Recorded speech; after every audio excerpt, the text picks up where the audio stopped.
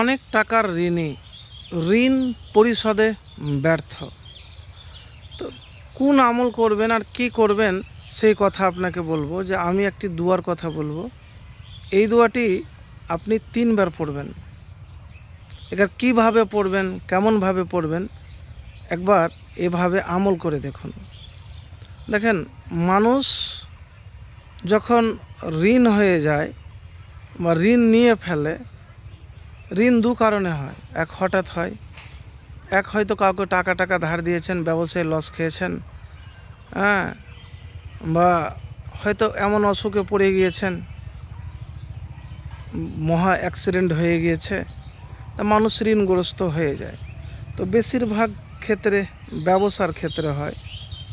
তো আমি আপনাদেরকে একটি সহজ আমলের কথা বলবো, একবার করে দেখতে পারেন। আমি দোয়াটি 3 বার কেন বলেছি, এই দোয়া সকাল সন্ধ্যায় বেশি করে পড়বেন। কি দোয়া? আল্লাহু মাকফিনি বে হালালিকা আন হারামিকা ওয়াগনিনি বে ফাজলিকা আম্মান সিওয়াক। দোয়া যদি কবুল হয় তাহলে একেবারে সব ঋণ পরিশোধ হয়ে যাবে, আপনি ধনী হবেন। তো প্রিয় ভাই, আল্লাহু মাকফিনি বে হালালিকা আন হারামিকা ওয়াগনিনি বে ফাজলিকা আম্মান সিওয়াক। হে আল্লাহ, হারাম থেকে বেঁচে থাকার জন্য তোমার হালাল রিজিকই আমার জন্য যথেষ্ট করো।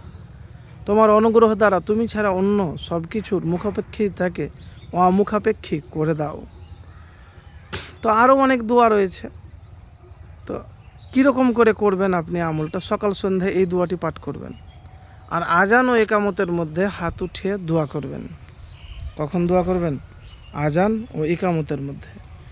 কিন্তু তার আগে একটি কথা মনে রাখবেন, বেশি বেশি ইস্তেগফার পড়বেন। কি পড়বেন? ইস্তেগফার পড়বেন বেশি বেশি। হ্যাঁ, মানে আস্তাগফিরুল্লাহ।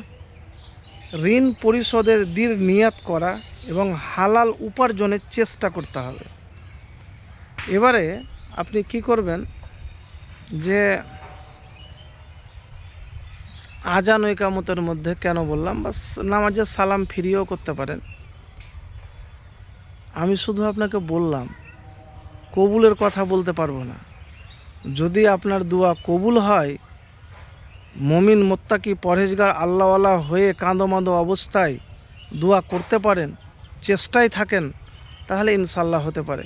আর যখনই কবুল হয়ে যাবে, একেবারে সব ঋণ পরিশোধ হয়ে যাবে, আর আপনি ধনী হয়ে থাকবেন সারা জীবন। তো প্রিয় ভাই, এভাবে একবার আমল করে দেখুন, ইনশাল্লাহ ফলাফল পাবেন। তবে দুরূদ শরীফ আর ইস্তেগফার করতে মিস করবেন না।